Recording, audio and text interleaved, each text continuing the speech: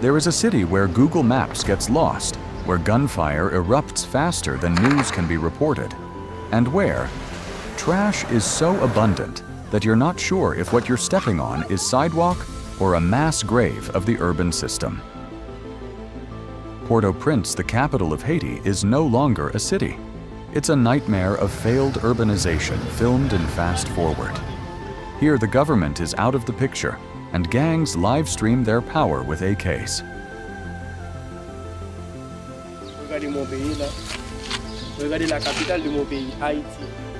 Don't look for a hospital. You'll find a clinic next to a meat stall and a sewage pipe. This is not a movie. This is a place where international promises once poured in like a tsunami, then receded, leaving behind rubble and trust that has rotted over time.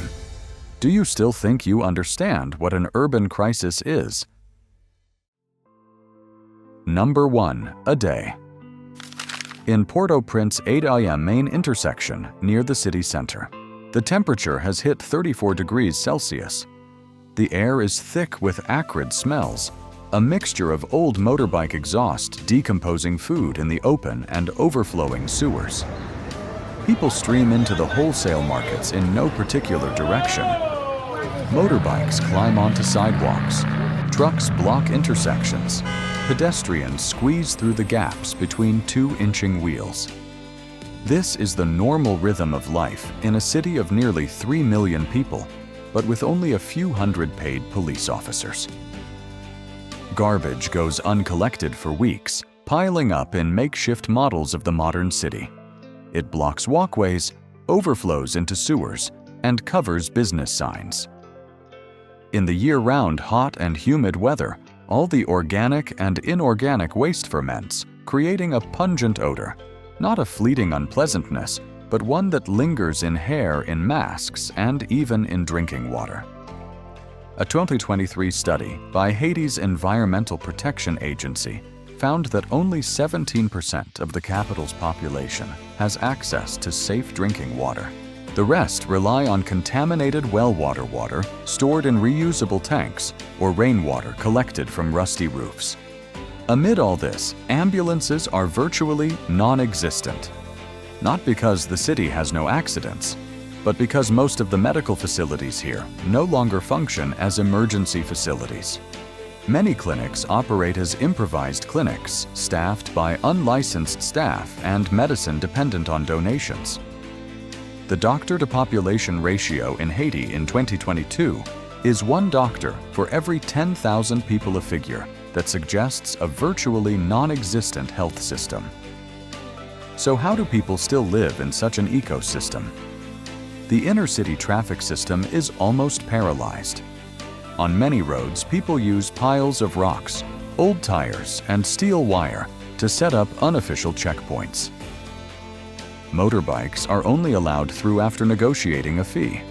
Some checkpoints are set up just to collect money, not to control anything. They exist not to protect anyone, but to prove who is in charge of that area. Don't expect public services in this situation. Streetlights have been off for months. Garbage collection is only working in a few administrative districts guarded by the military.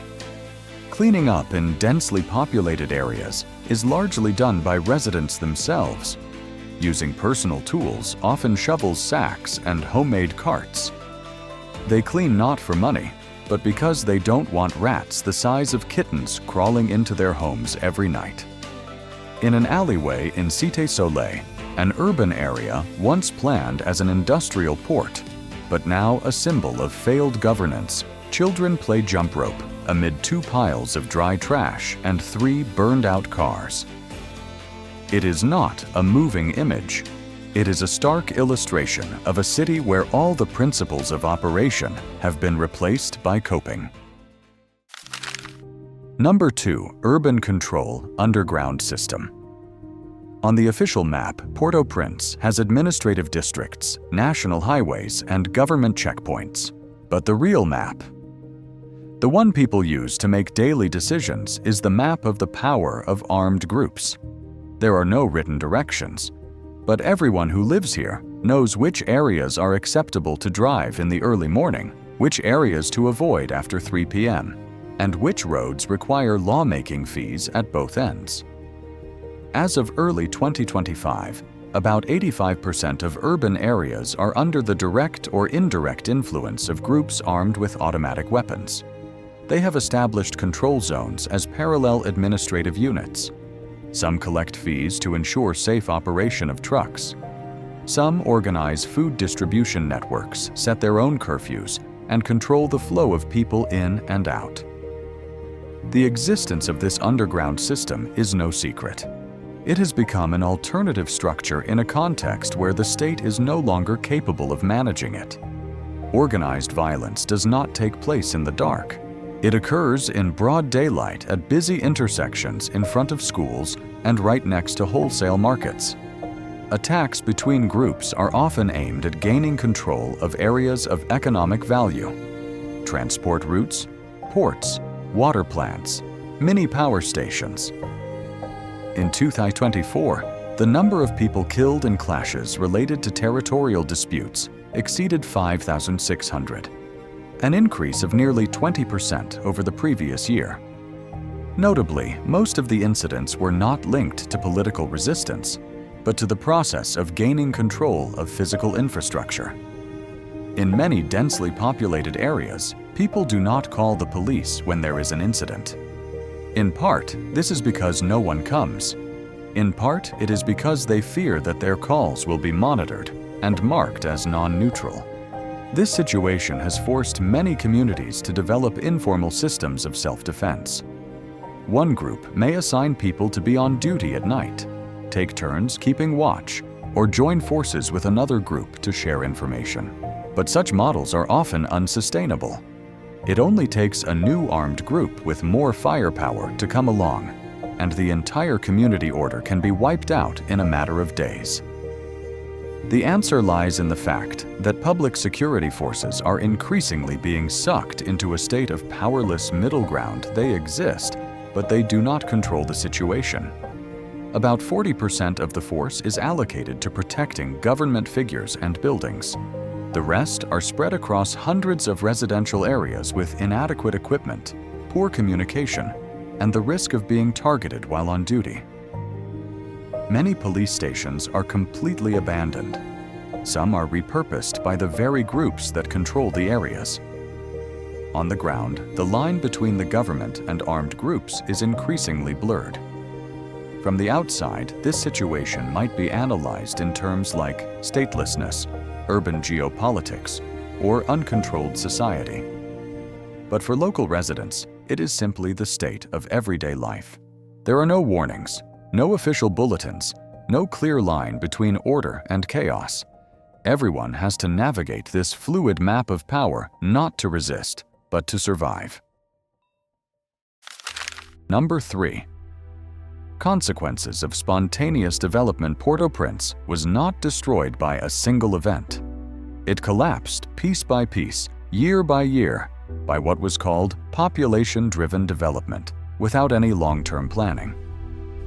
Beginning in the mid-20th century, people from the countryside poured into the capital with no place to live, no steady jobs, and no government policy to accommodate them. The result was slums that grew faster than they could be planned. Each makeshift corrugated iron roof was a dot on a map that the management system never updated. Over 70% of the urban population now lives in informal settlements. These areas lack reliable access to the electricity grid, water supply, and sewerage systems, and are largely unplanned to building safety standards. This not only creates vulnerable neighborhoods in the event of natural disasters, but also makes the delivery of public services impossible. Some areas are completely inaccessible to ambulances or motor vehicles due to narrow alleys, patchy terrain, and crowded housing with no escape routes. The presence of infrastructure does not necessarily mean its performance. The main sewer lines were built decades ago and are now clogged with household waste and rocks. When there is heavy rain, the system cannot drain the water, causing localized flooding and backflow into people's homes. In the past 10 years, at least 60% of flooding has occurred in locations that were previously warned about in previous technical reports.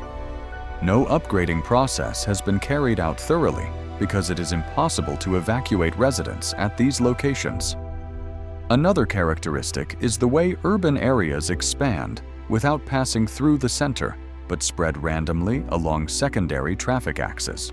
Houses are built along the edges of national highways, provincial roads, or vacant lots near rivers. There is no clear division between residential areas and industrial areas. This creates local air pollution due to dust from manual production facilities combined with vehicle emissions. At some intersections between residential areas and food processing areas, the amount of PM 2.5 fine dust measured during rush hour has reached 10 times the level allowed by regional health standards. Why do these areas continue to grow without intervention? The answer lies in the normalization of risk-taking.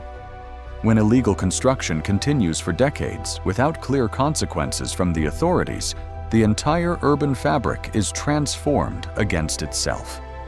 The management system is incapable of controlling it, and residents have no reason to believe that doing things the right way will bring real benefits.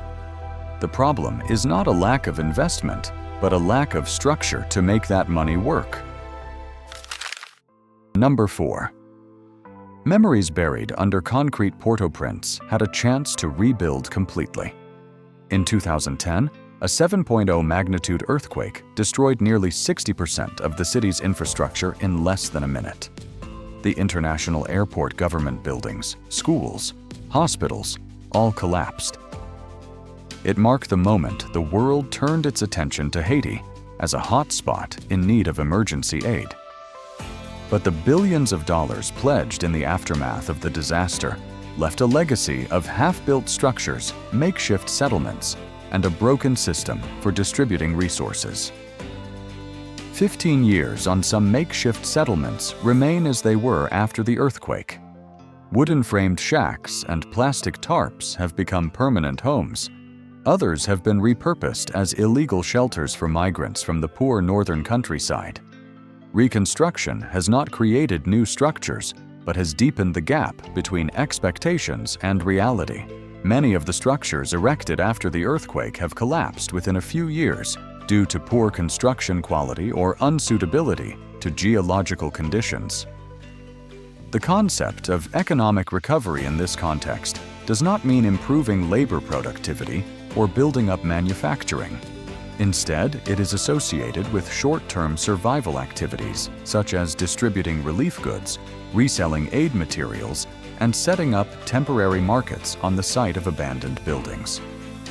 Nearly 1.5 million people became long-term unemployed after the earthquake, but only a small fraction received training or labor reallocation support. This prolonged disruption created a workforce without skills, access to credit, and opportunities to move outside the affected urban areas.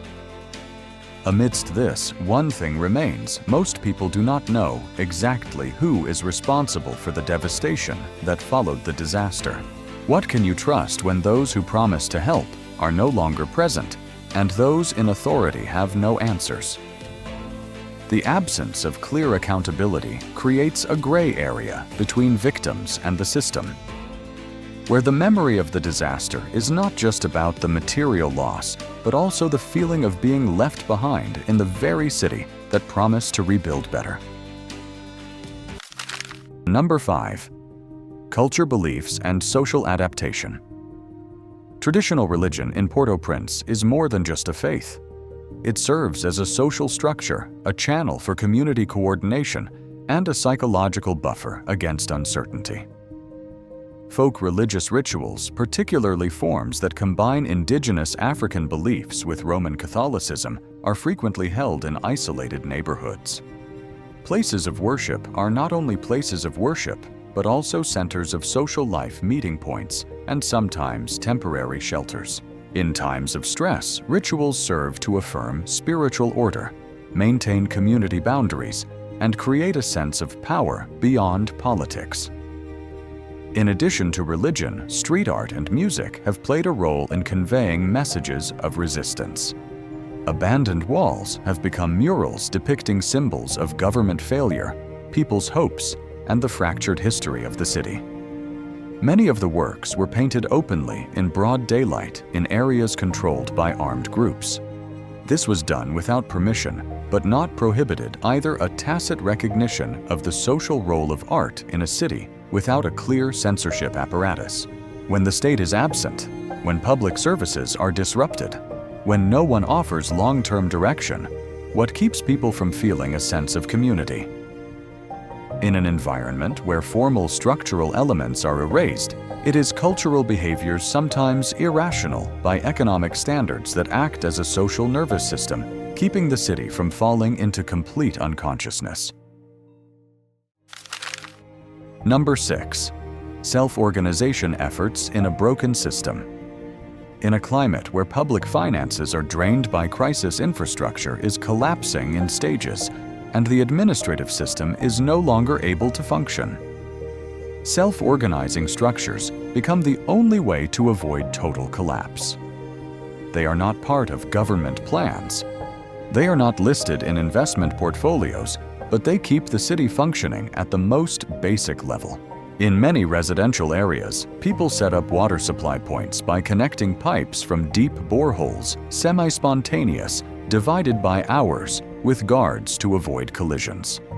Informal garbage dumps are also formed by agreements between waste collectors and nearby residents.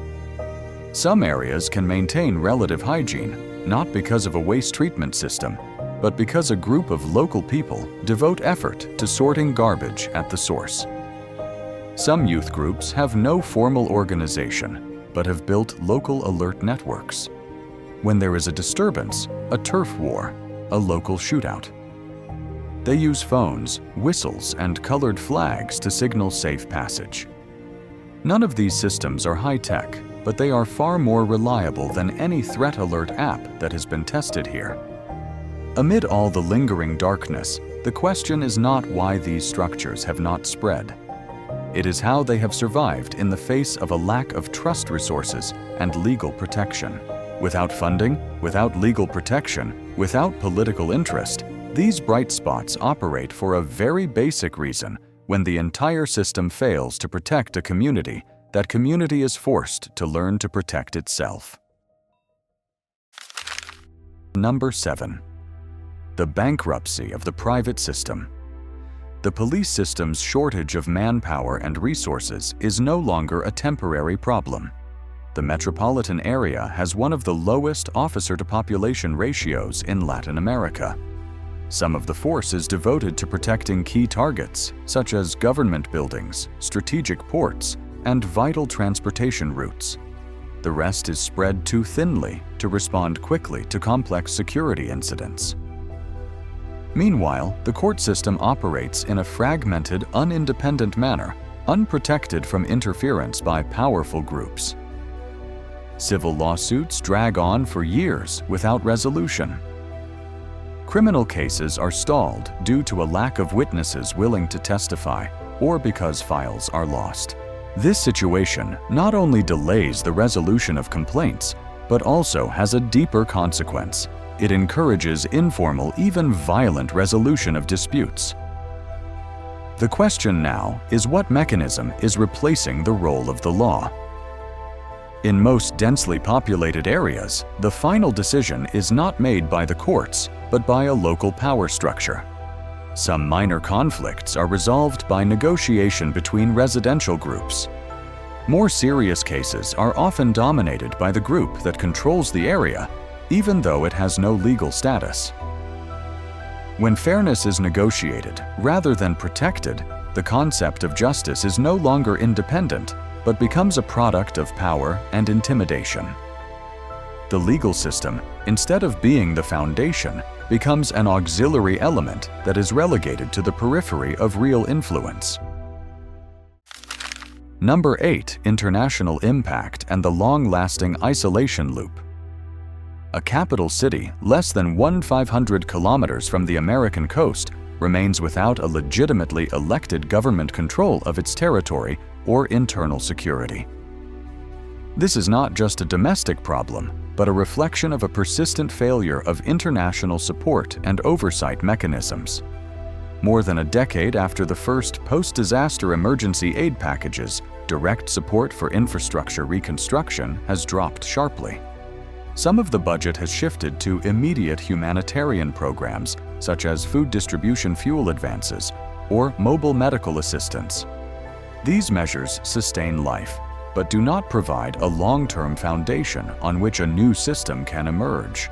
Limited international deployments are ongoing, but the scale, timing, and methods of deployment are constantly changing due to a lack of consensus among the supporting parties.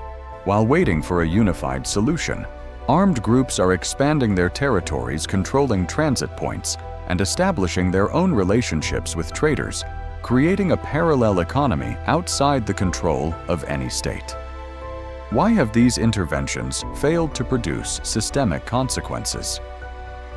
What does a city left half state, half anarchy say about the effectiveness of global governance?